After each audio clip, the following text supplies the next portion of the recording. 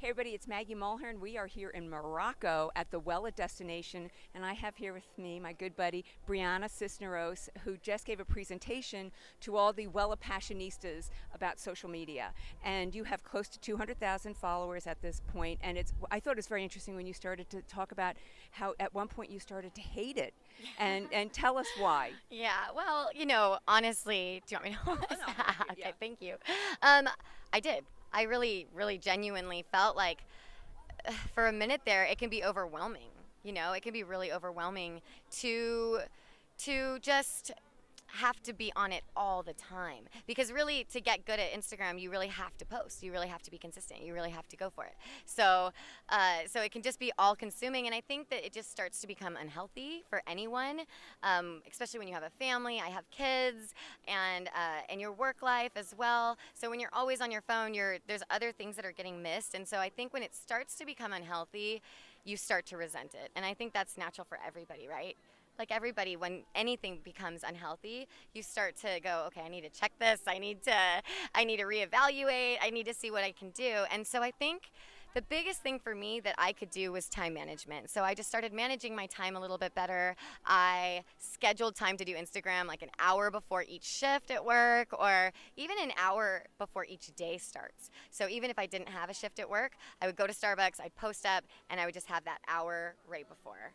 And it helped. Yeah, that's great. And when the kids go to bed, you can do it then as well. All right. The other thing you talked about is that you've posted pictures before and they didn't do so well, and then you brightened them up. What app did you use? And tell us a little bit more about that story. Sure. So I was telling the girls earlier that I could post the same photo, almost like exactly the same photo, and one that's not doctored up at all, and then one that is, and which one gets the most likes. And the one that is, the only thing that's not doctored up about it is the hair. So the hair looks exactly the same in both posts, but then this one does way better. And I typically use Facetune for that. Facetune's my favorite app, to be honest with you, because I can go in and just like white out the background. I can kind of do little details, just make their eyes pop, or just things that make that photo jump out at somebody a little bit more than if it was just the raw image and then nothing was really punchy about it, even if the hair is exactly the same. So it's crazy how, you're really speaking to people, and people, there's a lot going on social media these days. You're just scrolling. So it's got to jump out a little bit more. So. And that's the other thing, it's so much has changed in several months. And in the olden days, you had to post breakfast, lunch, and dessert 3 times a day. Do you agree with that still? Has anything changed? You know what? I feel like that would be absolutely beneficial. I think that if you're posting 3 times a day, you're going to see growth. I really do think that that's true, because consistency and quantity is important, but I still think that quality is like supersedes all. So your posts have to be you. They have to be truthful. They have to have something for people to sink their teeth into. They have to be maybe inspiring or funny, or there has to be actual content. You know what I mean? As opposed to just 3 posts a day. So Briana is the most wonderful, positive, sweetest person around, and I'm so grateful for this time. But one last question, and this isn't necessarily about social media, but you said don't confuse kindness with weakness. And just for the salon audience, what do you mean by that? Yeah, I think it can happen. A lot of times when I have this like ridiculous smile that just doesn't go away, like I literally do. It's just permanently there. And I think a lot of times people can view that as maybe they can get away with more, or that you could possibly be some kind of doormat.